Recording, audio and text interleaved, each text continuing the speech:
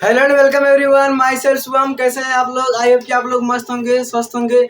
आज हम लोग देखने वाले हैं चैप्टर 3 के 2 चर वाले रैखिक समीकरण युग में प्रश्नावली 3.3 के क्वेश्चन को सॉल्व करेंगे।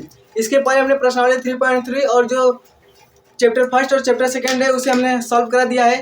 तो आई होप कि आप लोग देख चुके होंगे। इसमें हम लोग प्रश्नावली 3.3 के क्वेश्चन को सॉल्व करेंगे। तो इसमें पहला क्वेश्चन देखिए।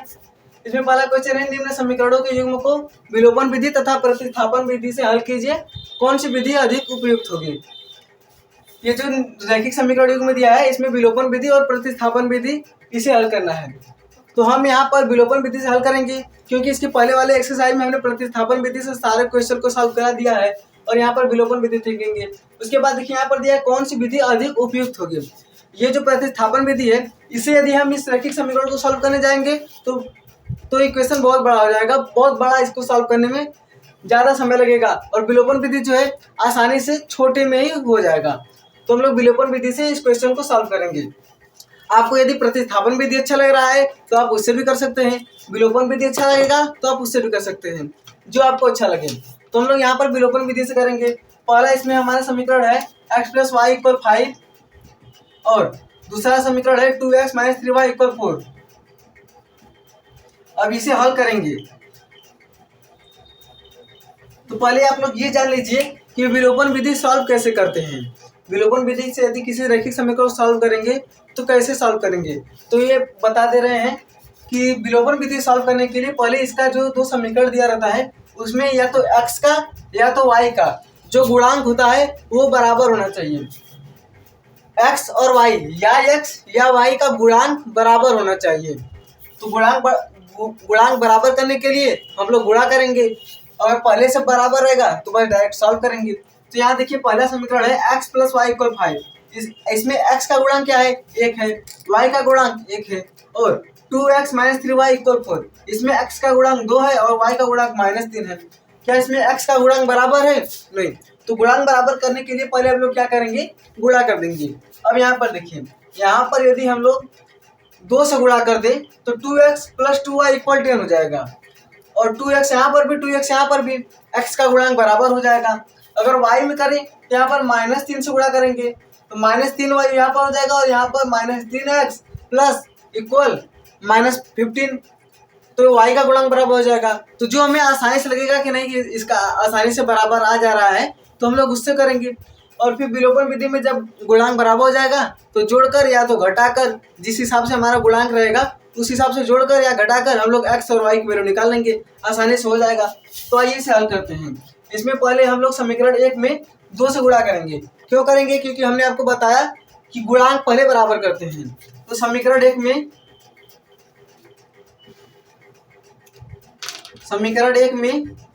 2 से गुणा करने पर समीकरण 1 क्या है? x + y। इसमें हम लोग 2 से गुणा करेंगे और इधर भी 2 से गुणा करेंगे। देखिए 2x + 2y = 10। ये समीकरण नंबर 3 आ गया क्योंकि समीकरण नंबर 1 ये है, समीकरण 2 है और ये समीकरण 3 आ गया। अब उसके बाद देखिए यहाँ पर भी x का गुणांक 2 है और यहाँ पर भी x का गुणांक 2 है, यानी कि हमारे पास x का गुणांक बराबर है। जब गुणांक बराबर हो जाता है तो या तो जोड़ लेते हैं, जब यहाँ पर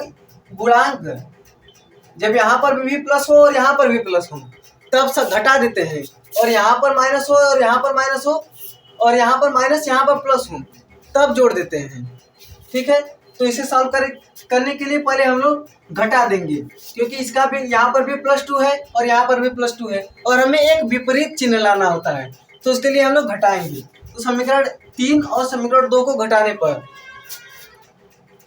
समीकरण 3 से समीकरण 2 घटाने पर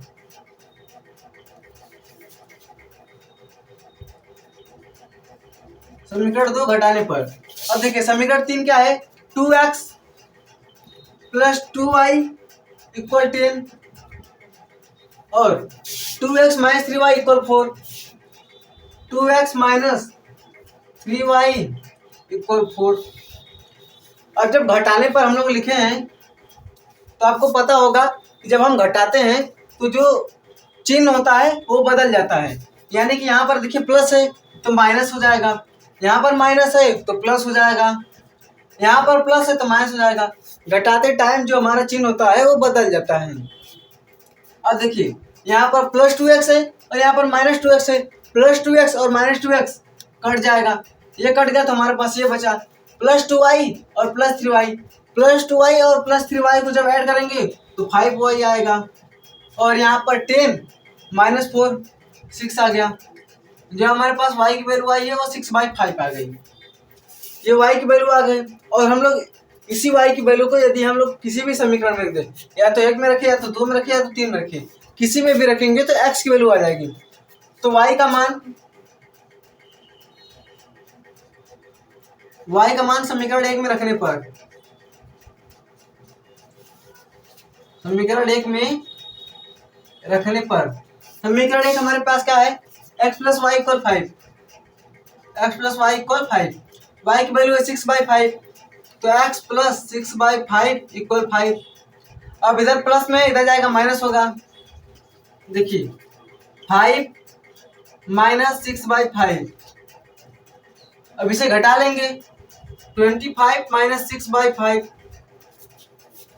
जो हमारे पास x की वैल्यू आएगी 21/5 आ गई। देखिए कितना आसान है, बस हमें गुणांक बराबर कर लेना है। और किसी किसी क्वेश्चन में तो गुणांक बराबर रहते हैं तो बस डायरेक्ट जोड़ लेते हैं या फिर घटा लेते हैं, वो इसके चिन्ह के हिसाब से। अब यहाँ पर देखिए प्लस था तो हमने माइनस किया, और यहाँ पर माइनस और यहाँ पर प्लस रहता तो हम लोग प्लस करते। जब चिन्ह बराबर रहेगा विपरीत चिन्ह में जोड़ते हैं और समान चिन्ह में घटाते हैं। यहाँ पर समान चिन्ह था, यहाँ पर भी प्लस, यहाँ पर भी प्लस, तो हम लोग घटा लिए। और यदि यहाँ पर माइनस और यहाँ पर प्लस होता तब जोड़ लेते। विपरीत चिन्ह में जोड़ते हैं और समान चिन्ह में घटाते हैं, ये बात याद रखिएगा। यहाँ पर हमने घटा लिया। अब जो y की वैल्यू आ गई, इसी y की वैल्यू को हमने यहाँ पर रख दिया तो हमारे पास x की वैल्यू आ गई। ये विलोपन विधि देखिए आसान है प्रतिस्थापन विधि की तुलना में, तो हमने इसे विलोपन विधि से किया। आप लोग इसका स्क्रीनशॉट ले लीजिए। तो और देखते हैं दूसरा क्वेश्चन है 3x प्लस 4y इक्वल 7 और 2x माइनस 2y इक्वल 2। ये समीकरण नंबर 1 और ये समीकरण नंबर 2, ये दो समीकरण दिया है। अब देखो इसमें क्या है, पहला समीकरण है 3x प्लस 4y इक्वल 10, इसे हल करेंगे। और यहाँ पर भी देखिए गुणांक बराबर नहीं है, यहाँ पर आप लोग कहें तो हम लोग x की वैल्यू बराबर कर लें या फिर y की वैल्यू। तो इसके पहले वाले क्वेश्चन में हमने x का गुणांक बराबर करके बताया था, अब यहाँ पर y का गुणांक बराबर करके बता देते हैं। आपको दोनों मेथड पता रहेगा तो आपको जैसे बेटर लगेगा आप वैसे कीजिएगा। पहला समीकरण है 3x प्लस 4y इक्वल 10। अब इसमें हम लोग क्या करेंगे, y का गुणांक बराबर करेंगे। तो यहाँ पर देखिए प्लस 4 है और यहाँ पर माइनस 2 है, तो यदि हम यहाँ पर माइनस 2 से गुणा कर दें तो यहाँ पर प्लस 4 आ जाएगा, दोनों का गुणांक बराबर होगा। तो समीकरण 2 में, क्योंकि समीकरण 2 है, समीकरण 2 में माइनस 2 से गुणा करने पर, समीकरण 2 में माइनस 2 से गुणा करने पर, या आप माइनस 2 से गुणा न करके प्लस 2 से भी गुणा कर सकते हैं, क्योंकि हमें बाद में जोड़ना घटाना तो है ही। क्योंकि विपरीत चिन्ह रहता है तो विपरीत चिन्ह में जोड़ देते हैं और समान चिन्ह रहता है तो घटा देते हैं। तो बस इसका ये गुणांक बराबर, माइनस प्लस को छोड़िए अभी। तो 2 से गुणा करेंगे, समीकरण 2 में 2 से गुणा करेंगे तो समीकरण 2 क्या है, 2x माइनस 2y इक्वल 2। यदि यहाँ पर 2 से गुणा करेंगे तो 4x हो जाएगा, माइनस 4y इक्वल 4। ये समीकरण नंबर 3 आ गया। समीकरण 1, समीकरण 2, समीकरण 3। अब ये देखिए इसका गुणांक और इसका गुणांक, समीकरण 1 समीकरण 3 का गुणांक इक्वल है। तो देखिए यहाँ पर हमने बताया था कि विपरीत चिन्ह है, यहाँ पर प्लस 4y और यहाँ पर माइनस 4y है। तो यदि विपरीत चिन्ह रहता है तो जोड़ लेते हैं, समान चिन्ह रहता है तब घटा देते हैं। तो यहाँ पर लिखेंगे समीकरण 1 और समीकरण 3 को जोड़ने पर, समीकरण 1 व समीकरण 3 को जोड़ने पर, समीकरण 1 क्या है, 3x plus 4y equal 10, 3x plus 4y equal 10। और यहाँ पर है 4x minus 4y equal 4, 4x minus 4y equal 4। अब यहाँ पर जोड़ेंगे, जोड़ने के लिए कोई भी चिन्ह को परिवर्तित नहीं करते हैं, बस डायरेक्ट जोड़ लेंगे। यहाँ पर देखिए +4y है और यहाँ पर -4y है, ये कट जाएगा और इसे ऐड करेंगे तो 7x और यहाँ पर 14, x की जो वैल्यू आएगी 14/7, यदि इसमें भाग करेंगे तो x की वैल्यू 2 आ गई। अब इसी x की वैल्यू को हम किसी भी समीकरण में रखेंगे तो हमारा y का वैल्यू आ गया। तो मान लीजिए हम 1 में रखें या 3 में रखें या 4 2 में रखें, किसी में भी रखेंगे, हमारा मन कर रहा है हम 2 में रख लें, तो x की वैल्यू को हम लोग समीकरण 2 में रखेंगे। x का मान समीकरण 2 में रखने पर, समीकरण 2 में रखने पर, समीकरण 2 क्या है, 2x minus 2y equal to 2x minus 2y equal to, x की वैल्यू 2 है, 2 into 2 minus 2y equal to 4 हो जाएगा, इधर जाएगा -4, माइनस 2y इक्वल 2 -4, और जब ये घटेगा -2 आ जाएगा। अब देखिए -2 और -2 कट जाएगा, 2 से 2 कटेगा, y की वैल्यू 1 आ जाएगी। ये हम लोग का आंसर हो गया। देखिए मैथ में क्या है ना, अभ्यास आपको करना पड़ेगा। अब ये मत सोचिए कि हम लोग को एक क्वेश्चन आ गया तो दूसरा क्वेश्चन भी आ जाएगा। जब तक आप इसमें अभ्यास नहीं करेंगे तब तक आपको कोई भी क्वेश्चन अच्छे से समझ नहीं आएगा। तो आप लोग एक क्वेश्चन को बार बार रिपीट करते रहिएगा। हमने इसमें क्या किया, दो समीकरण दिया था, इसका पहले हमने गुणांक बराबर किया। गुणांक बराबर करने के लिए हमने बताया था या तो आप x का गुणांक बराबर कीजिए और या तो y का गुणांक बराबर कीजिए। x का गुणांक हमने इसके पहले वाले क्वेश्चन में बताया था। आप इसमें यदि x का गुणांक बराबर करके रखेंगे तो भी x का वैल्यू और y का वैल्यू यही सेम आएगा। हमने इसमें y का गुणांक बराबर करके आपको दिखा दिया। जब y का गुणांक बराबर करेंगे तो या तो आप यहाँ पर -2 से गुणा कीजिए या +2 से गुणा कीजिए, तो उससे कोई मैटर नहीं करता है, क्योंकि हमने यहाँ पर देखा है यदि विपरीत चिन्ह रहेगा तो जोड़ देंगे और सामान्य चिन्ह रहेगा तो घटा देंगे। तो ये समीकरण है, इसका हमने गुणांक बराबर कर लिया। गुणांक बराबर करने के लिए यहाँ पर चिन्ह देख लेंगे, उसके हिसाब से जोड़ या घटा लेंगे। घटाने या जोड़ने के बाद हमारा x की वैल्यू और इसी x की वैल्यू को किसी भी समीकरण में रखेंगे तो y का भी वैल्यू आ जाएगा। तो आप लोग इसका स्क्रीनशॉट ले लीजिए। तीसरा क्वेश्चन है 3x minus 5y equal 3x minus 5y minus 4 equal 0 और 9x इक्वल 2y प्लस 7। इधर देखिए दिया है, तो हम लोग पहले इसका जो बनेगा इस टाइप का बना लेंगे। समीकरण 1 ये है और समीकरण 2 ये है। इसे पहले बनाएंगे अच्छे से क्योंकि देखने में अच्छा लगे। इधर प्लस में इधर आएगा माइनस में, ये भी प्लस में इधर आएगा माइनस में। 9x minus 2y minus 7 equal 0। अब देखिए ये समीकरण नंबर 3 आ गया। अब देखेंगे क्या हमारा कोई गुणांक बराबर है। देखिए इसमें 3x है और इसमें 9x है, -5y है -2y है, मतलब इसमें भी हमें गुणांक बराबर करना होगा। तो हम लोग x का गुणांक बराबर कर लेते हैं। समीकरण 1 में 3 से गुणा कर लेंगे, आसानी से गुणांक बराबर हो जाएगा। यहाँ पर भी 9x आ जाएगा और यहाँ पर भी 9x है ही। समीकरण 1 में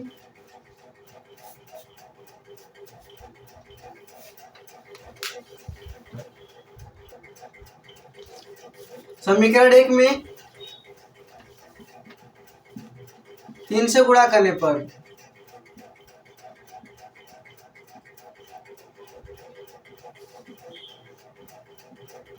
समीकरण 1 है, इसमें हम 3 से गुणा करेंगे। 3x minus 5y minus 4 equal 0।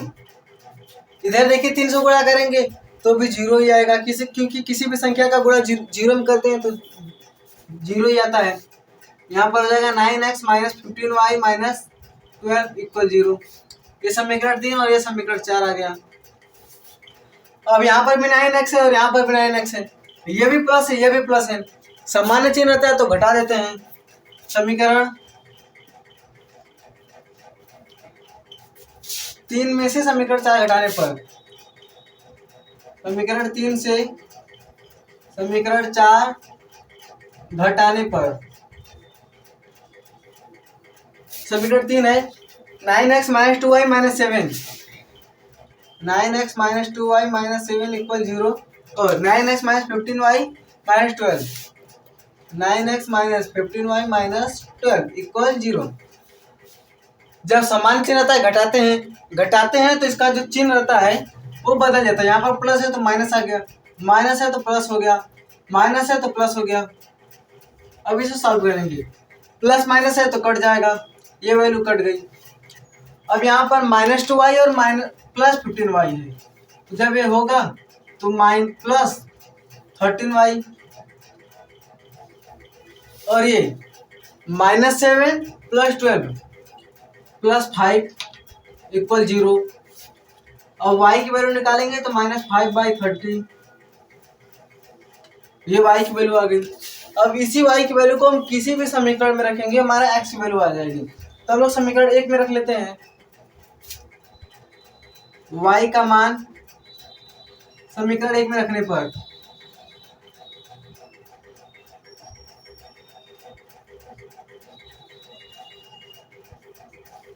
समीकरण 1 क्या है, 3x minus 5y minus 4, 3x minus 5y minus 4 equal 0।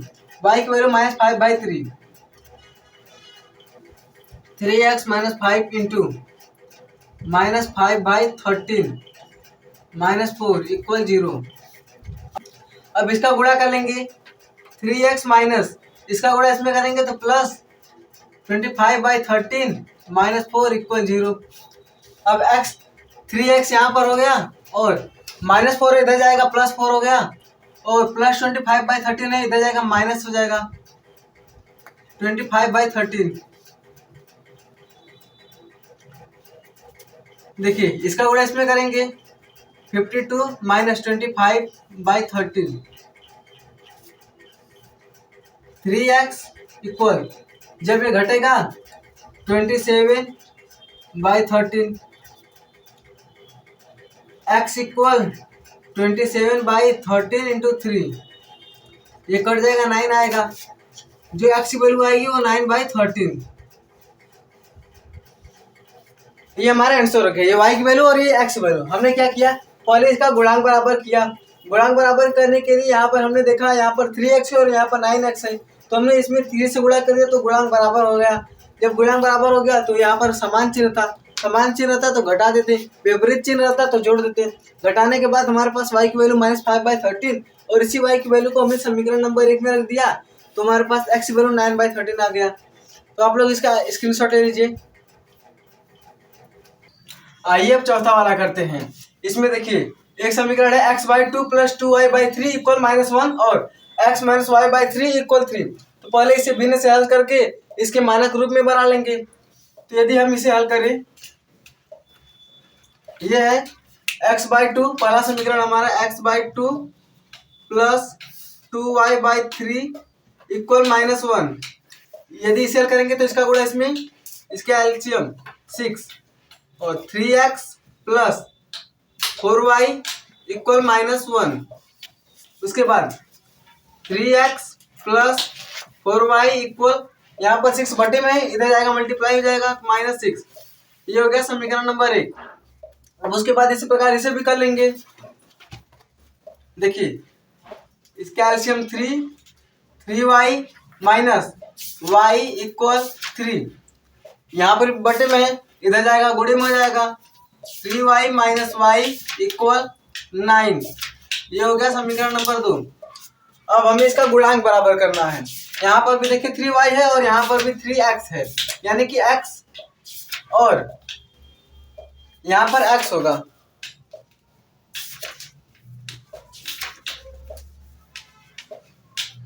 Three x minus y by 3 equal 3 और 3x माइनस वाई इक्वल 9। ये समीकरण नंबर 2। यहाँ पर भी x का गुणांक 3 है और यहाँ पर भी x का गुणांक 3 है, यानी कि हमारा पहले से ही गुणांक बराबर है। अब जब गुणांक बराबर है तो या तो हम समीकरण 1 और समीकरण 2 को जोड़ देंगे या घटा देंगे। तो यहाँ पर हम लोग समीकरण, यहाँ पर देखिए विपरीत चिन्ह है, यहाँ समान चिन्ह है। जब समान चिन्ह रहता है तो घटाते हैं। यहाँ पर +3x है और यहाँ पर भी +3x है, तो हम लोग घटा देंगे।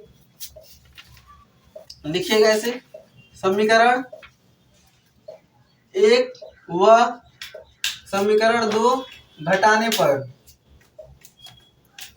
समीकरण 1 और समीकरण 2 घटाने पर, समीकरण 1 हमारे पास है 3x + 4 = -6, 3x + 4y = -6, और यहाँ पर समीकरण 2 3x - y = 9। अब आपको पता है कि जब हम लोग घटाते हैं तो जो चिन्ह होता है नीचे वाला वो बदल जाता है। यहाँ पर प्लस है तो माइनस हो गया, यहाँ पर माइनस है तो प्लस हो गया, यहाँ पर प्लस है तो माइनस हो गया, चिन्ह बदल जाता है। अब देखिए +3x और -3x, +3x और -3x कट जाएगा। यहाँ पर +4y +y, तो जब ऐड करेंगे तो 5y इक्वल माइनस माइनस -6 -9 तो -15। जो हमारे पास y की वैल्यू आएगी -50/5, ये कट जाएगा 3 टाइम्स y की वैल्यू 3। अब y की वैल्यू आ गई।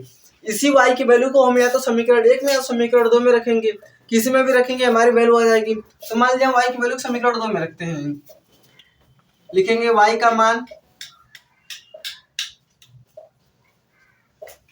y का मान समीकरण 2 में रखने पर,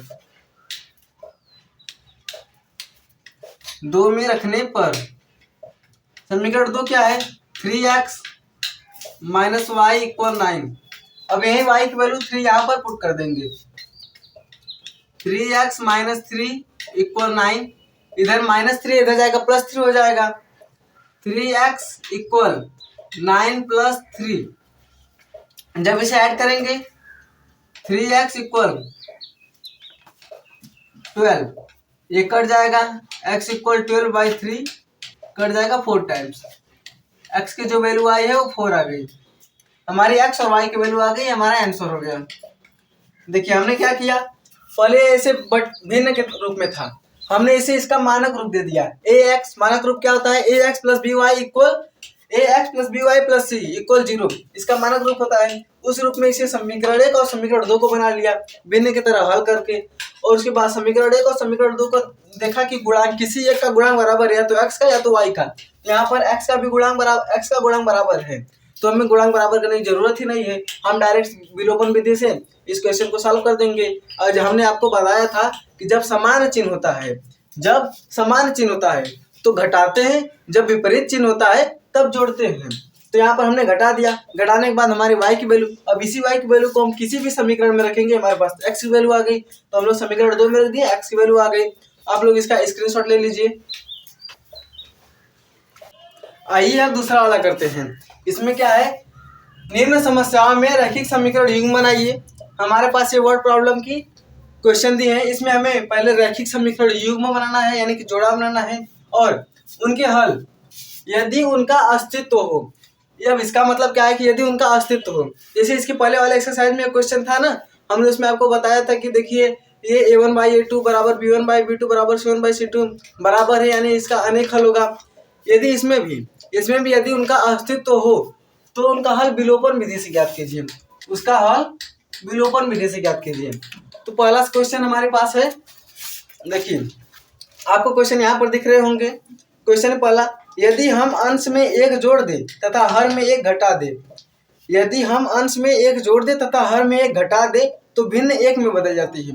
यानी कि हमारे पास कोई एक दिया है और उसमें यदि हम 1 जोड़ दें और अंश में 1 जोड़ दें और हर में 1 घटा दें, तो वह जो भिन्न होता है 1 में बदल जाता है।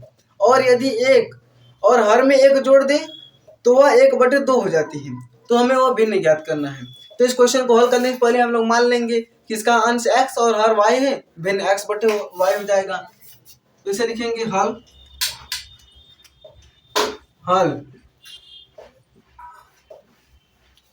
में माना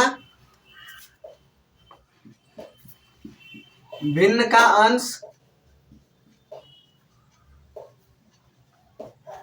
माना भिन्न का अंश x तथा हर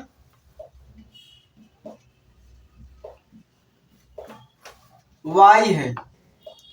एक भिन्न का अंश और हर मान लिया हमने। अब उसके बाद भिन्न क्या बनेगा, आपको पता होता है कि भिन्न में ऊपर अंश और नीचे हर होता है। तो अंश यानी कि x और हर यानी कि y, ये हमारे पास अंश है और ये हर है। अब देखिए हमने भिन्न मान लिया। अब प्रश्न के अनुसार क्या है, लिखेंगे प्रश्नानुसार।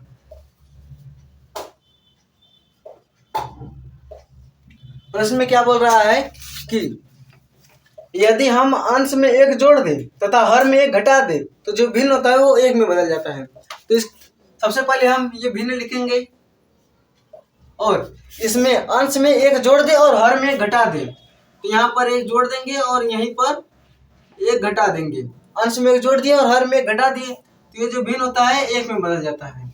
अब ये हमारे पास समीकरण बन गया। लेकिन इसे हल करने से पहले हम लोग इसे इसका मानक रूप में लिख लेंगे। तो इसका मल्टीप्लाई इधर, इसका मल्टीप्लाई इधर, इसके बटे एक मान लेंगे, क्योंकि किसी के बटे कुछ नहीं रहता है तो हम लोग एक मान लेते हैं। इसका मल्टीप्लाई इसमें करेंगे x प्लस 1 इक्वल, इसका मल्टीप्लाई इसमें करेंगे y माइनस 1। अब देखिए इसे इस साइड करेंगे x माइनस वाई इक्वल -1 -1, क्योंकि इधर +1 है, इधर जाएगा -1 और ये -1 पहले से ही है। x माइनस वाई इक्वल -2, ये हो गया समीकरण नंबर 1। अब उसके बाद क्या कर रहा है, उसके बाद बोल रहा है यदि हर में एक जोड़ दे तो वह 1/2 हो जाती है। यानी कि इसके हर में एक जोड़ दे, पुनः क्या करें हम, इसी भिन्न के हर में एक जोड़ दे। यहाँ पर हम लोग एक जोड़ दें तो ये जो भिन्न होता है 1/2 हो जाता है। क्या बोला है कि किसी भिन्न के अंश और हर में, यहाँ पर किसी भिन्न के अंश और हर में एक जोड़ दे, अंश में एक जोड़ दे और हर में एक घटा दे तो एक हो जाता है। इसे हल करके हमने समीकरण बना लिया। अब उसके बाद बोल रहा है कि हर में एक जोड़ दे तो वह 1/2 हो जाता है। तो अब इसका मानक रूप में लिखेंगे, इसका मल्टीप्लाई इसमें करेंगे 2x हो जाएगा और इसका मल्टीप्लाई इसमें करेंगे y प्लस 1। इसे भी इधर कर लेंगे 2x माइनस वाई इक्वल 1। ये हो गया समीकरण नंबर 2। देखिए हमने क्या किया, पहले क्वेश्चन बोला था कि किसी भिन्न के अंश में एक जोड़ दे और एक घटा दे तो वह एक हो जाता है। इसे हल करके हमने इसका मानक रूप में लिख दिया। अब उसके बाद पुनः उसी भिन्न के हर में यदि एक जोड़ दे तो वह 1/2 हो जाता है। इसे हल करके हमने मानक रूप बना लिया। तो ये हमारे पास समीकरण नंबर 1 और ये समीकरण नंबर 2 हो गया। आप लोग इसका स्क्रीनशॉट लीजिए, फिर हम इसी विलोपन विधि से हल करेंगे। अब देखिए हमारे पास समीकरण 1 ये है, समीकरण 2 ये है। अब इसमें हम चेक करेंगे कि इसका गुणांक बराबर है। x का गुणांक देते हैं, यहाँ पर x का गुणांक 1 है और यहाँ पर x का गुणांक 2 है। तो इसका गुणांक बराबर करने के लिए गुणा करना पड़ेगा। उसके बाद हम लोग y का भी देख लेते हैं, कहीं y का तो बराबर नहीं है। यहाँ पर y का गुणांक -1 है और यहाँ पे y का गुणांक -1 है, अर्थात कि यहाँ पर y का गुणांक बराबर है तो हमें गुणा करने की जरूरत ही नहीं पड़ेगी। जब y का गुणांक बराबर है तो या तो जोड़ देंगे या घटा देंगे। तो यहाँ पर देखिए यहाँ पर भी समान चिन्ह है। हमने बताया था जब समान चिन्ह होता है तो समीकरण को घटा देते हैं। समीकरण 1 व समीकरण 2 को घटाने पर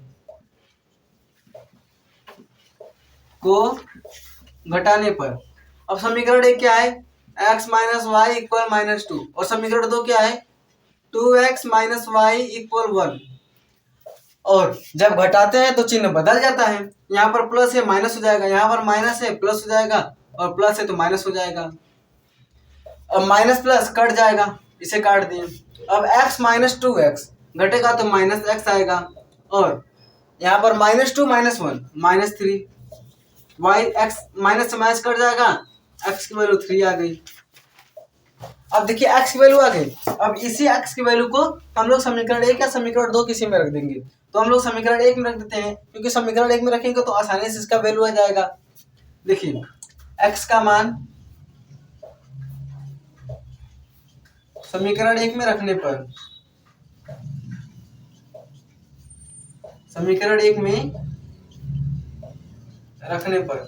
समीकरण एक हमारे पास क्या है, x minus y equal -2, x minus y equal -2।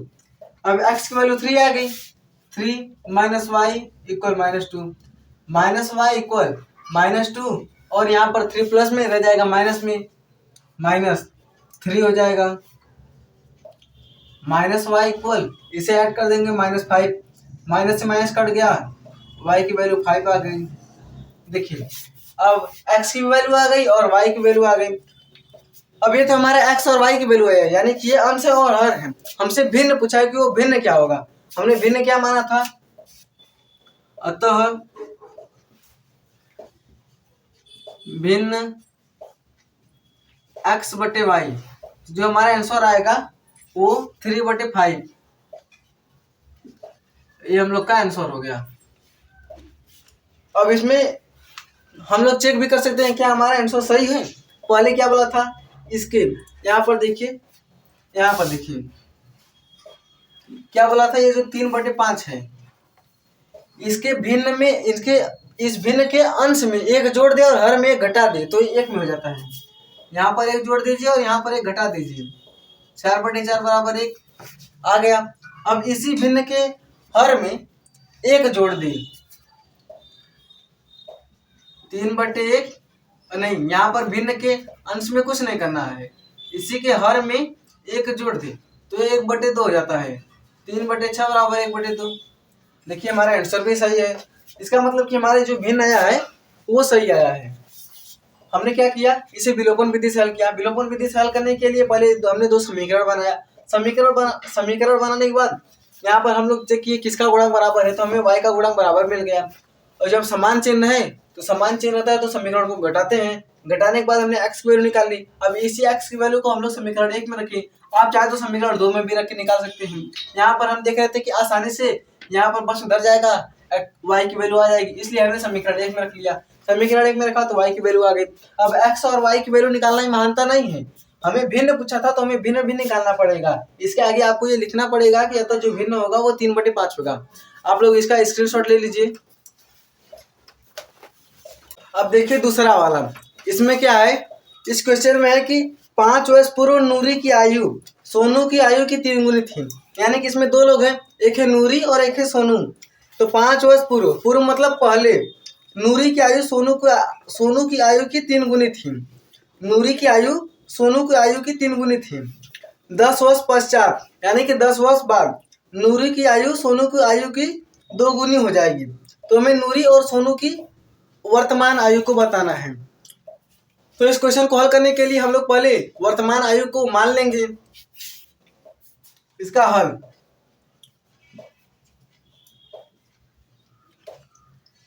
माना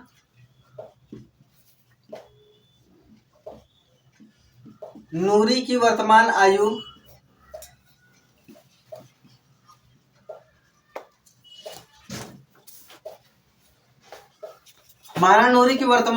x वर्ष तथा सोनू की वर्तमान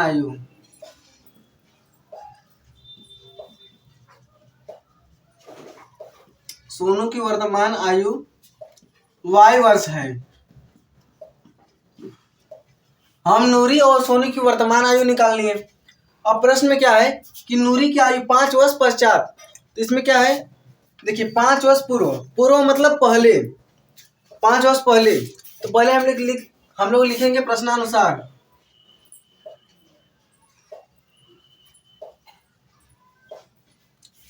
पांच वर्ष पहले या 5 वर्ष पूर्व, 5 वर्ष पूर्व, 5 वर्ष पूर्व क्या है, 5 वर्ष पूर्व पहले इन दोनों की आयु निकालेंगे। नूरी की आयु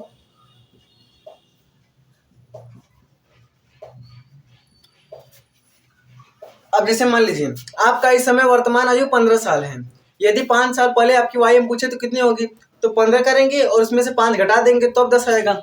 इसी प्रकार नूरी की वर्तमान आयु x वर्ष है और 5 साल पहले पूछे तो x से 5 घटा देंगे, x माइनस 5 वर्ष। और सोनू की, तो सोनू की वर्तमान आयु, मतलब सोनू की आयु 5 वर्ष पहले है। वर्तमान आयु में से 5 वर्ष घटा देंगे तो 5 वर्ष पहले की आयु आ जाएगी। अब प्रश्न में क्या बोला है कि 5 वर्ष पहले नूरी की आयु सोनू की आयु की 3 गुनी थी। ये नूरी की आयु है 5 वर्ष पहले की, और ये सोनू की आयु है। 5 वर्ष पहले नूरी की आयु सोनू की आयु की 3 गुनी थी, यानी कि 3 गुना ये था, बड़ा ये है। हमें इक्वल करने के लिए 3 से इधर गुणा करेंगे। जब 3 से इधर गुणा करेंगे तो x minus 5 equal 3y minus 15। जब इसे इसका मानक रूप में लिखेंगे तो x minus 3y equal minus 15, और इधर माइनस 5 इधर जाएगा प्लस 5, यानी कि जो समीकरण बन के आएगा वो x minus 3y equal minus 10। ये समीकरण नंबर 1 है। हमें पहले क्या दिया था कि 5 वर्ष पहले नूरी की आयु सोनू की आयु की 3 गुनी थी, तो पहले 5 वर्ष पहले इनकी आयु क्या होगी वो हमने निकाल लिया। अब उसके बाद ये नूरी है और ये सोनू की आयु है 5 वर्ष पहले की। हमने इसमें क्या किया, नूरी की आयु सोनू की आयु की 3 गुनी थी, 3 गुनी ये है। इक्वल करने के लिए हम लोग 3 से इधर गुणा करेंगे। जब इधर गुणा कर दिए तो इसका मानक रूप बनाएंगे, तो हमारे पास समीकरण आया है। देखिए इधर प्लस में, इधर आएगा माइनस में, हो जाएगा माइनस, और इधर माइनस 5 है, इधर जाएगा प्लस 5 होगा, तो माइनस 15 प्लस 5 और x minus 3y equal minus 10। ये समीकरण नंबर 1 हो गया। अब इसी प्रकार समीकरण नंबर 2 बनाएंगे, तब तक आप लोग इसका स्क्रीनशॉट ले लीजिए। पुनः, अब पुनः क्या है, 10 वर्ष पश्चात। क्वेश्चन में क्या है, 10 वर्ष पश्चात यानी 10 वर्ष बाद नूरी की आयु सोनू की आयु की 2 गुनी हो जाएगी। 10 वर्ष पश्चात, पहले लिखेंगे 10 वर्ष पश्चात, पश्चात या बाद नूरी की आयु, नूरी की आयु।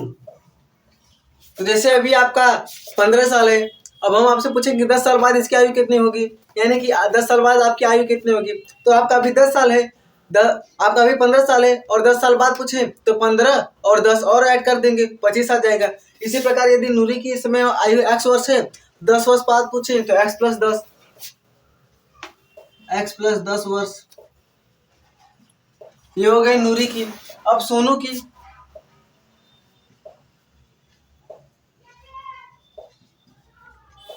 सोनू की आयु, इसका भी हो जाएगा y प्लस 10 वर्ष।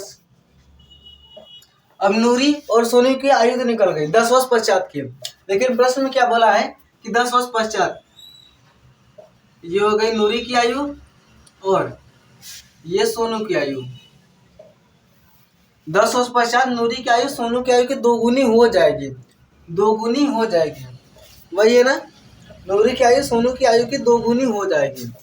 ये 2 गुनी हो रही है, नूरी की आयु 2 गुनी हो रही है। जब ये 2 गुना हो रहा है तो इक्वल करने के लिए 2 से इधर मल्टीप्लाई करेंगे। जान जाइए कि इक्वल करने के लिए उसके विपरीत स्थान पर, इधर है तो उसके विपरीत ये है, इधर मल्टीप्लाई करेंगे। भाग होता तो विपरीत जगह, गुणा होता तो भी, जोड़ना होता तो भी, घटाना होता तो भी। इक्वल करने के लिए x प्लस 10 इक्वल, इसका मल्टीप्लाई इसमें करेंगे 2y प्लस 20, ठीक है। अब देखिए x प्लस 10, ये इधर प्लस है, इधर जाएगा माइनस हो जाएगा, x minus 2y equal 20 minus 10, इधर प्लस 2y है, इधर आएगा माइनस, और इधर प्लस है, इधर जाएगा minus, x minus 2y equal 10। ये हो गया समीकरण नंबर 2। हमने क्या किया, 10 वर्ष पश्चात आयु पूछा था, 10 वर्ष पश्चात नूरी की आयु और 10 वर्ष पश्चात सोनू की आयु। उसमें से देखिए 10 वर्ष पश्चात नूरी की आयु सोनू की आयु की 2 गुनी हो जाएगी। ये 2 गुनी हो रही तो इधर 2 से मल्टीप्लाई कर दिए, मल्टीप्लाई करने के बाद हमने ये समीकरण बना लिया, x प्लस 10 और 2y प्लस 20, x इधर प्लस 2y है, इधर आएगा माइनस 2y, ये 20 यहाँ पर प्लस 10 इधर जाएगा माइनस 10, x माइनस 2y और इधर जब घटेगा तो प्लस 10 आ जाएगा। ये हो गया समीकरण नंबर 2। आप लोग इसका स्क्रीनशॉट ले लीजिए।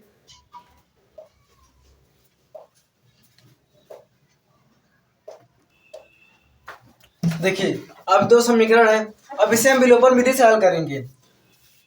अब देखिए किसका गुणांक बराबर है, यहाँ पर x है प्लस 1, यहाँ पर x प्लस 1। x का गुणांक बराबर है, y का गुणांक बराबर नहीं है, क्योंकि यहाँ पर -3 और यहाँ पर -2 है। जब x का गुणांक बराबर है और समान चिन्ह है तो घटा लेंगे।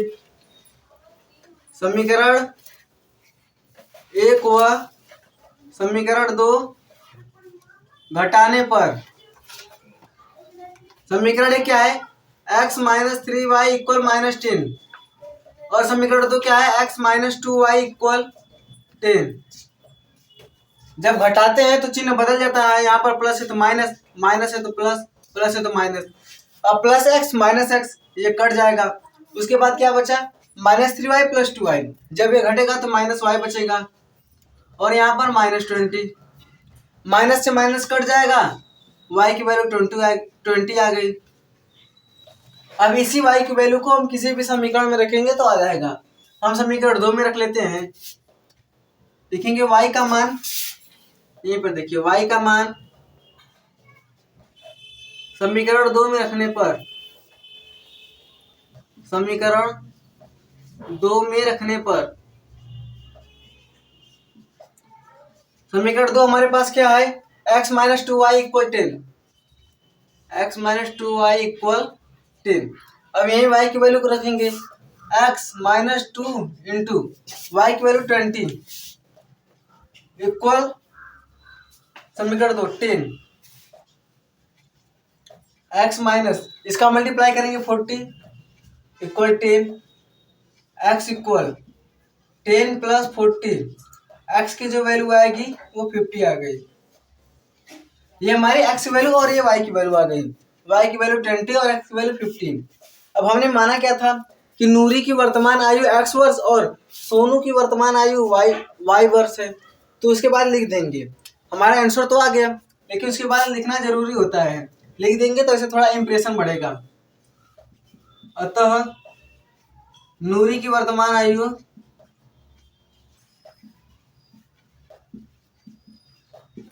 नूरी की वर्तमान आयु 50 वर्ष तथा सोनू की वर्तमान आयु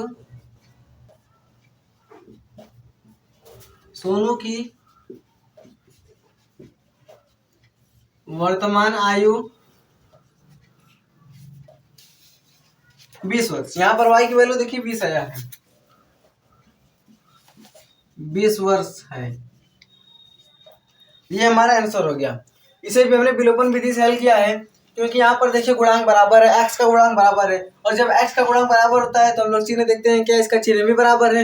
यहाँ पर भी देखिए चिन्ह भी बराबर है, हमने जब चिन्ह बराबर तो घटा देते हैं, और घटाने के बाद हमने यहाँ पर घटा दिया, हमारे पास y की वैल्यू आ गई। अब इसी y की वैल्यू को हमने समीकरण 2 में रख दिए, समीकरण 2 में रखे हैं तो हमारे पास x की वैल्यू आ गई। अब उसके बाद हम लोग लिख दिए कि नूरी की वर्तमान आयु 50 वर्ष और सोनू की वर्तमान आयु 20 वर्ष है। तो आप लोग इसका स्क्रीनशॉट ले लीजिए। अब आइए थर्ड वाला करते हैं। इस क्वेश्चन में क्या है, 2 अंकों की संख्या के अंकों का योग 9 है। 2 अंकों की संख्या के अंकों का योग 9 है। इस संख्या का 9 गुना संख्या के अंकों को पलटने पर बने संख्या का 2 गुना है, तो वह संख्या ज्ञात कीजिए। यानी कि किसी कोई संख्या है, अब जो संख्या है वो 2 अंक का है और उसके अंकों का योग 9 है, और इस संख्या का 9 गुना जो संख्या है उसी संख्या का 9 गुना उस संख्या के अंकों को पलटने पर बने संख्या के 2 गुना के बराबर है। तो हमें वो संख्या ज्ञात करना है। संख्या ज्ञात करने के लिए पहले हम लोग देखिए, जैसे मान लीजिए यहाँ पर ये कोई संख्या है 23। अब ये कोई संख्या है तो ये जो होता है ये इकाई होता है, और ये जो होता है ये दहाई होता है। तो संख्या बनाने के लिए इसे हम 23 को क्या लिख सकते हैं, 20 + 3, ये इकाई और ये दहाई, ऐसे हम लोग संख्या बना लेंगे। ये संख्या बन गया। अब इसी संख्या के अंकों का योग, जैसे हमारे क्वेश्चन तो अलग दिया है, लेकिन यहाँ पर यदि हम देखें तो 3 + 2 करेंगे 5 आएगा, इसके अंकों का योग। इसी प्रकार हम कोई संख्या मानेंगे, x और y संख्या की इकाई और दहाई मानेंगे, उसके अंकों का योग करेंगे और फिर संख्या के पलटने पर बनी संख्या करेंगे। तो पहले हम लोग वो संख्या मान लेते हैं। संख्या मानने से पहले हम लोग इकाई और दहाई मानेंगे। इसका हल माना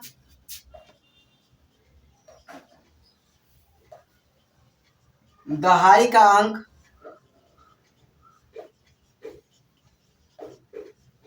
y तथा इकाई का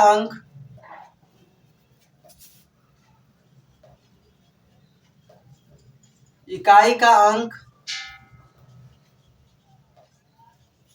x है। ये हमारे पास दहाई और इकाई। अब संख्या बराबर 10, दहाई का अंक y प्लस इकाई का अंक x। ये हमारे पास इकाई का अंक हो गया और ये दहाई का अंक। जैसे यहाँ पर हम लोग लिखे थे ना 20 + 3, ये हमारे पास इकाई और इकाई हमने x माना है, और दहाई यहाँ पर 20, तो यहाँ पर 10 + y, क्योंकि यहाँ पर दहाई y है और यहाँ पर ये दहाई है। इस प्रकार हमारी ये संख्या बन गई। अब उसके बाद प्रश्न क्या बोल रहा है, प्रश्नानुसार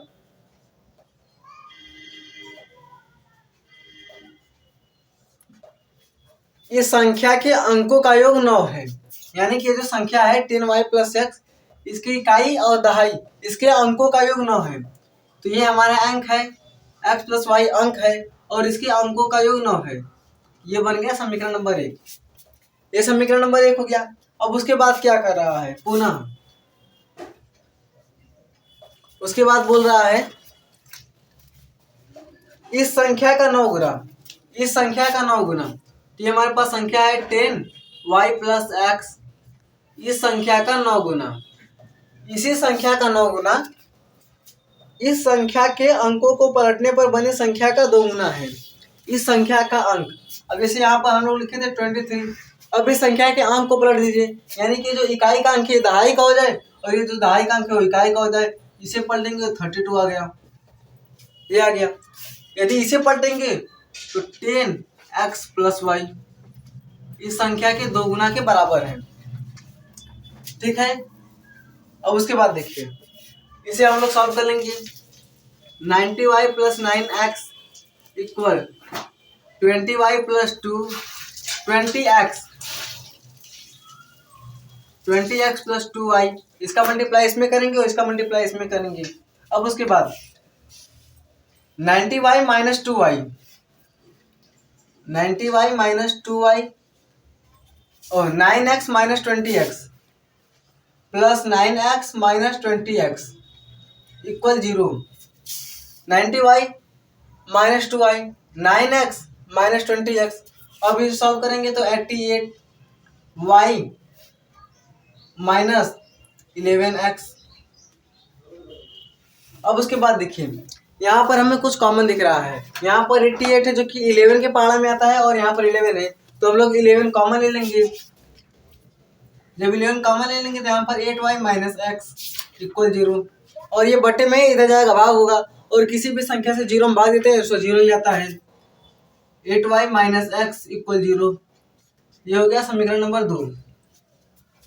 अब हमारा समीकरण नंबर 1 ये है और ये समीकरण नंबर 2 है।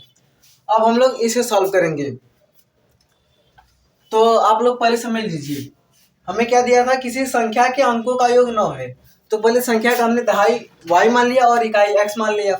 हमारे पास जो संख्या बनी है वो 10y + x बनी है। अब प्रश्न के अनुसार इसके अंकों का योग 9 है, तो अंकों का योग लिख लिया। अब इस संख्या का 9 गुना इस संख्या के अंकों को पलटने पर बनी संख्या के 2 गुना के बराबर है। तो जब हम इसे सॉल्व किए हैं तो हमारे पास ये समीकरण बना है 88y - 11x। अब इसमें हमें कॉमन दिख रहा था तो हमने कॉमन ले लिया, तो 8y - x = 0। ये समीकरण नंबर 2 बन गया। तो आप लोग इसका स्क्रीनशॉट ले लीजिए। देखिए, ये समीकरण नंबर 1 और ये समीकरण नंबर 2, ये हमारा समीकरण नंबर 1 और ये समीकरण नंबर 2 था। अब यहाँ पर x का गुणांक देखिए +1 है और यहाँ पर x का गुणांक -1 है। ये x इधर है, पहले इसे ऐसे लिख देते हैं, -x + 8y = 0। इसे समीकरण नंबर 3 मान लेते हैं। यहाँ पर x के बराबर रहेगा तो ठीक लगेगा। यहाँ पर -1 और यहाँ पर 1 + 1, हमारा चिन्ह विपरीत चिन्ह है, जब विपरीत चिन्ह होता है तो जोड़ लेते हैं, इसका गुणांक बराबर है। उसके बाद लिखेंगे समीकरण 3 व समीकरण 1 को जोड़ने पर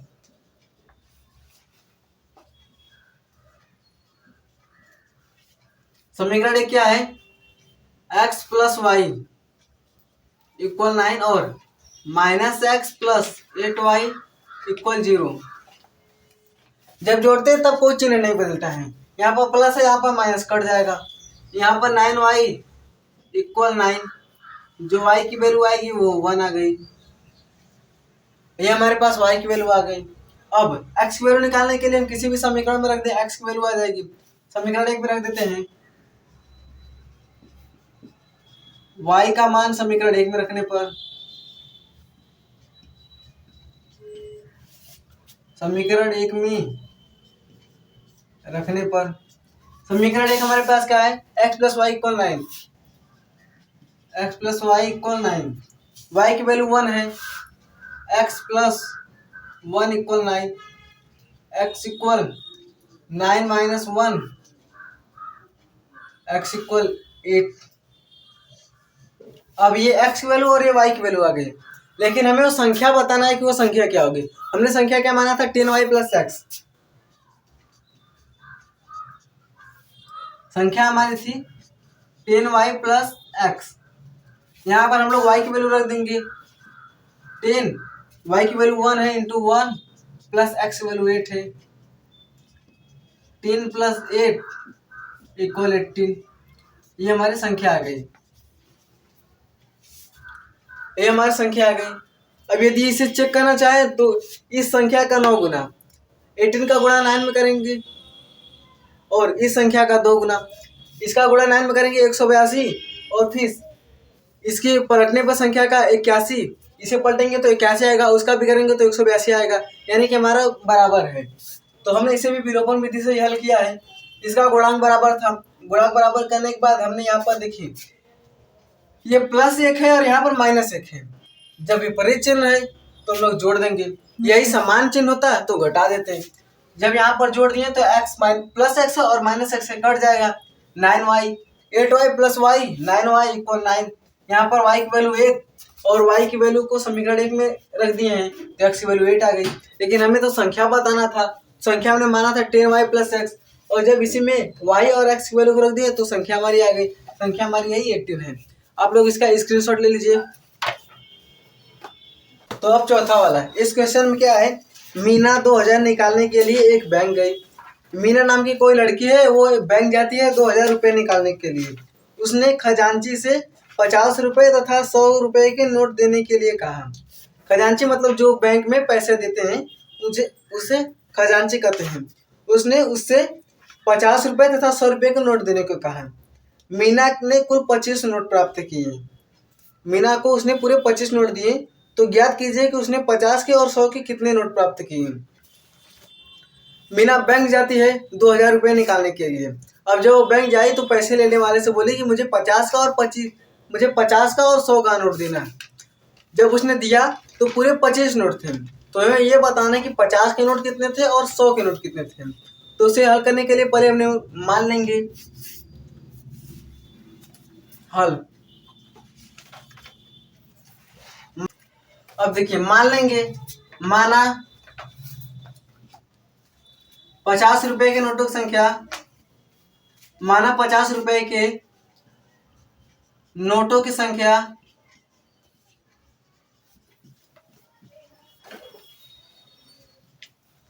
50 रुपए के नोटों की संख्या x तथा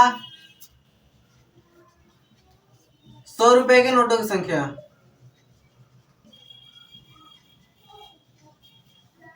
100 रुपए के नोटों की संख्या y है।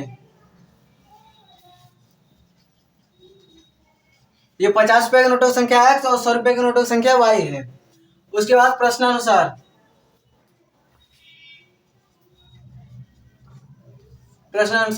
मीना ने पूरे 2000 रुपए निकाले थे। उसमें से 50 के नोटों की संख्या थी और 100 के नोटों की संख्या थी। देखिए 50 के नोटों की संख्या और 100 के नोटों की संख्या, पूरे पैसे कितने थे 2000, ये हो गया समीकरण 1। लेकिन यहाँ पर देखिए, यहाँ पर कुछ कॉमन है। यहाँ से यदि हम 50 कॉमन ले लें, 50 कॉमन ले लेंगे, यहाँ पर x प्लस 2y इक्वल 2000। अब यहाँ पर 50 देखिए गुणे में इधर जाएगा, बटे में हो जाएगा। x plus 2y equal 2000/50। यहाँ से ये कट गया, यहाँ से ये कट गया, 40 आ गया। x प्लस 2y इक्वल 40, ये हो गया समीकरण नंबर 1। अब उसके बाद ये समीकरण 1 हो गया। अब उसके बाद पुनः हमें पता है कि मीना ने पूरे 25 नोट लिए थे, 50 के और 100 के नोट मिलाकर पूरे 25 नोट लिए थे। यानी कि ये 50 के नोट की संख्या और ये 100 के नोट की संख्या पूरे कितने हैं, 25। ये हो गया समीकरण नंबर 2। ये समीकरण 1 और ये समीकरण 2।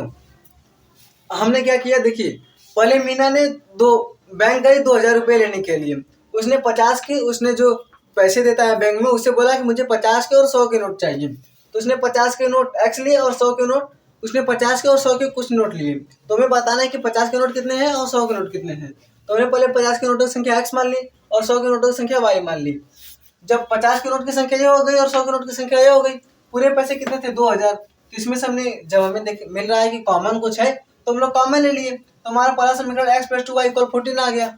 अब उसी प्रकार पूरे नोट कितने थे, पूरे 25 नोट थे, तो x प्लस वाई इक्वल 25, ये हो गया समीकरण नंबर 2। तो आप लोग इसका स्क्रीनशॉट ले लीजिए। अब देखिए, ये समीकरण 1 और ये समीकरण 2 बन गया। इसे हम लोग विलोपन विधि से हल करेंगे। तो आप चाहे तो लिख भी सकते हैं कि हम विलोपन विधि से हल कर रहे हैं। चलिए इस क्वेश्चन में लिख लेते हैं, विलोपन विधि से।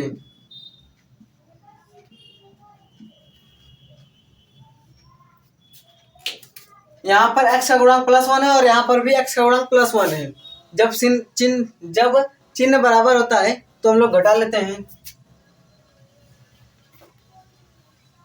समीकरण 1 हुआ समीकरण 2 घटाने पर, इसे घटाएंगे तो समीकरण है x प्लस 2y इक्वल 40 और x प्लस वाई इक्वल 25।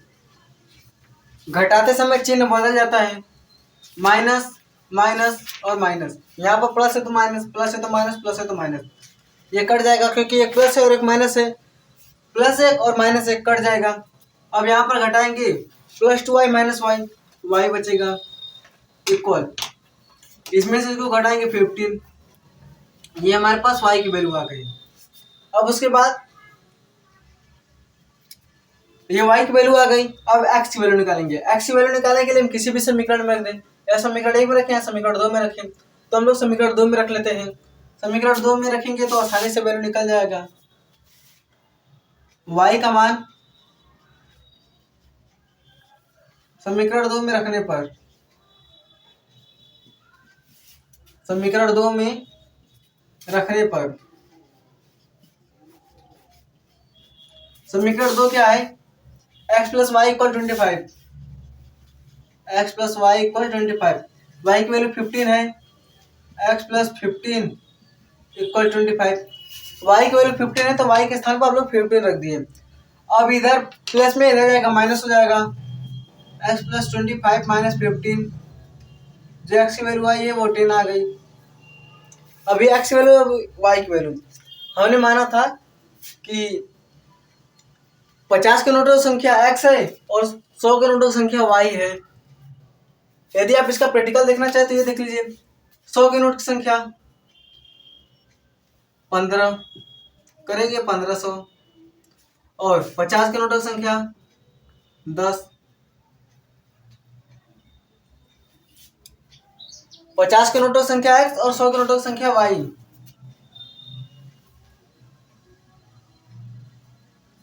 इसे जोड़ लेंगे 2000।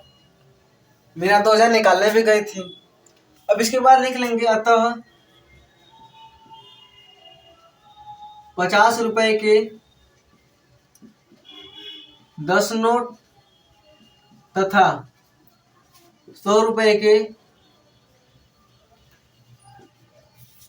15 नोट हैं। मीना ने जो 50 रुपए के नोट लिए वो 10 थे और 100 रुपए के 15 नोट थे। तो हमने इसे भी विलोपन विधि से हल कर लिया। यहाँ पर चिन्ह बराबर था तो हमने घटा लिया, चिन्ह विपरीत चिन्ह होता तब जोड़ लेते। जब इसे घटाया तो y की वैल्यू 15 आ गई और इसी y की वैल्यू को समीकरण 2 में रख दिया तो x की वैल्यू 10 आ गई।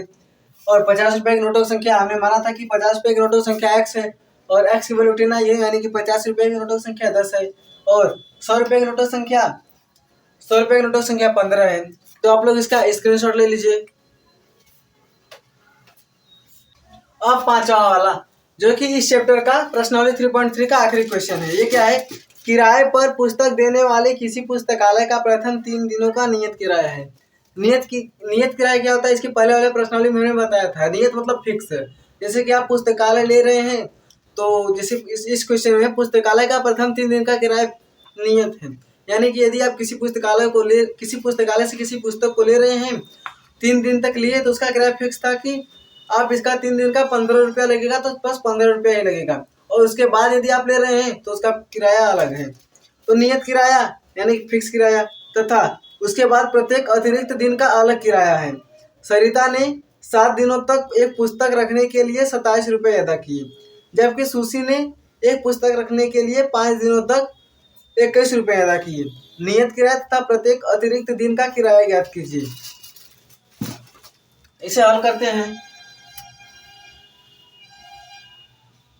अब हमें से नियत किराया और प्रत्येक अतिरिक्त दिन का किराया पूछा है, तो हम लोग पहले मान लेंगे। माना नियत किराया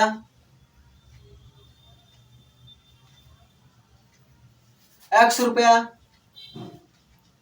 तथा प्रत्येक अतिरिक्त दिन का किराया प्रत्येक अतिरिक्त दिन का किराया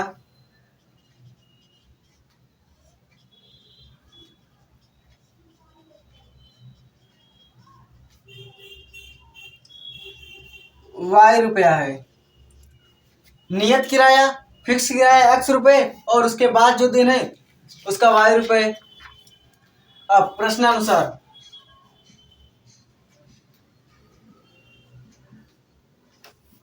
प्रश्न में क्या बोल रहा है कि कोई सरिता नाम की कोई लड़की है, उसने 7 दिनों तक एक पुस्तक रखने के लिए 27 रुपये दिए, 7 दिन तक रखने के लिए। अब इस क्वेश्चन में देखिएगा, जिसे 7 दिन तक कोई पुस्तक रख रही है। अब इसमें 3 दिन तक नियत किराया है, यानी कि 3 दिन तक उसका फिक्स किराया है। अब जब 3 दिन का उसने उसकी फिक्स किराया दे दिया तो उसके पास बचे और अतिरिक्त दिन कितने हैं? जब यहाँ पर 7 - 3 करेंगे तो उसके पास अतिरिक्त दिन 4 दिन बचेंगे। तो कितने लोग क्या करते हैं, इसका समीकरण ऐसे लिखते हैं x + 7y = 27। यह गलत होगा क्योंकि उसने पहले तो 3 दिन का नियत किराया दे दिया है, तो ये तो गलत हो गया। तो हमारे पास 4 दिन बचा तो 4 लिखेंगे, तो x + 4y = 27। ये समीकरण 1 हो गया। यहाँ पर देखिएगा, क्योंकि यहीं पर कॉन्सेप्ट है, उसने 3 दिन का पहले नियत किराया दे दिया है, उसके बाद प्रत्येक अतिरिक्त दिन का किराया y रुपये है, तो 4 दिन बच रहे हैं, उसका किराया y रुपये है, तो x + 4y ये नियत किराया ये ऐड होगा और 4 दिन का जो बचा था वो ये ऐड हो गया। ये बराबर 27 समीकरण 1 हो गया। पुनः अब कौन लड़की है? सुशी नाम की कोई लड़की है, उसने एक पुस्तक 5 दिनों तक रखे, उसने एक पुस्तक को 5 दिनों तक रखे और 21 रुपये दिए। तो एक पुस्तक का नियत किराया और 5 दिन तक रखे, इसमें भी 5 दिन तक रखे, इसका भी 3 दिन फिक्स था और बचे कितने दिन? 2 दिन बचे, तो 2 दिन का किराया इसने अलग दिया होगा। x + 2y = 21। ये हो गया समीकरण नंबर 2। देखिए यहीं पर मेन है, यदि आप ये समझ लिए तो इस क्वेश्चन को आसानी से कर लेंगे। तो पहले हमसे नियत किराया पूछा था, तो हम लोग नियत किराया x मान लिए और उसके बाद जो प्रत्येक अतिरिक्त दिन है उसका y रुपये मान लिए। कोई लड़की 7 दिन तक पुस्तक को ले गई, 7 दिन तक ले गई तो उसका 3 दिन का नियत किराया और ये 4y, ये जो 4 दिन बचे उसका अतिरिक्त दिन है, तो x + 4y = 27। ये समीकरण नंबर 1 हो गया। अब उसके बाद क्या है? 5 दिन तक, तो 5 दिन के लिए इसका नियत किराया 3 दिन का फिक्स है, बचा 2 दिन, तो x + 2y = 21। ये समीकरण नंबर 2 हो गया। आप लोग इसका स्क्रीनशॉट ले लीजिए। देखिए हमारे पास दो समीकरण है, एक x प्लस 4y इक्वल 27 और x प्लस 2y इक्वल 21। अब इसे हम लोग हल करेंगे, विलोपन विधि से हल करेंगे। तो लिख लीजिए विलोपन विधि से। अब यहाँ पर भी x का जो गुणांक है वो +1 है और समीकरण 2 में भी x का गुणांक +1 है। जब गुणांक बराबर रहता है और चिन्ह भी बराबर है तो घटा देते हैं। समीकरण 1 व समीकरण 2 घटाने पर x प्लस 4y इक्वल 27, ये समीकरण 1, और x प्लस 2y इक्वल 21, ये समीकरण 2 है। अब हम लोग इसे घटा लेंगे। घटाते टाइम यहाँ पर जो चिन्ह होता है वो बदल जाता है। यहाँ पर प्लस एक्स था तो माइनस एक्स, प्लस 2y था तो माइनस 2y, प्लस 21 था तो माइनस 21। अब ये x x कट गया। अब उसके बाद प्लस 4y माइनस 2y तो 2y बचेगा, और 27 माइनस 21 6 बचेगा। जो y की वैल्यू आ गई वो 3 आ गई, ये y की वैल्यू आ गई। अब इसी y की वैल्यू को किसी भी समीकरण में रखिए, x की वैल्यू आ जाएगा। हम समीकरण 2 में रख लेते हैं। y का मान समीकरण 2 में रखने पर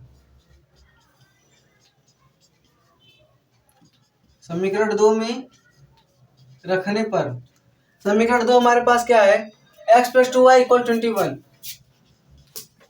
x plus 2y equal 21, y की वैल्यू 3 है, x plus 2 into 3 equal 21, x plus 3 into 2 6 equal 21, x equal 21 minus 6, x की वैल्यू 15 आ गई। ये x की वैल्यू और ये y की वैल्यू। हमने माना था कि नियत किराया x और प्रत्येक अतिरिक्त दिन का किराया y है। हमारे पास x की वैल्यू 15 आ गई, यानी कि जो नियत किराया वो 15 है और उसके बाद प्रत्येक अतिरिक्त दिन का किराया 3 है। लिख लेंगे, अतः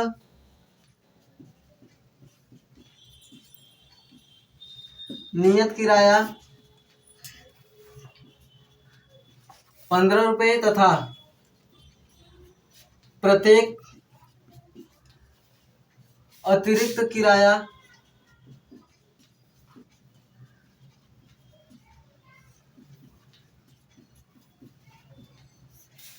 3 रुपये है।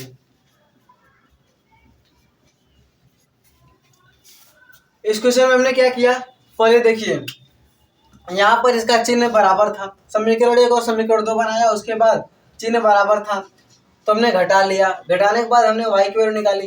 अब इसी y की वैल्यू को हमने समीकरण 2 में रखा। समीकरण 2 पे रखने के बाद हमने x की वैल्यू निकाल ली। x की वैल्यू निकाली तो हमें माना था कि नियत किराया x है और प्रत्येक अतिरिक्त दिन का किराया y है। तो नियत किराया हमारा 15 रुपये आ गया और प्रत्येक अतिरिक्त दिन का किराया 3 रुपये आ गया। तो आप लोग इसका स्क्रीनशॉट ले लीजिए। तो इस प्रकार हमारा ये तीसरा चैप्टर प्रश्नावली 3.3 पूरा कंप्लीट हुआ। अब हम आपसे मिलेंगे अगले चैप्टर में द्विघात समीकरण में।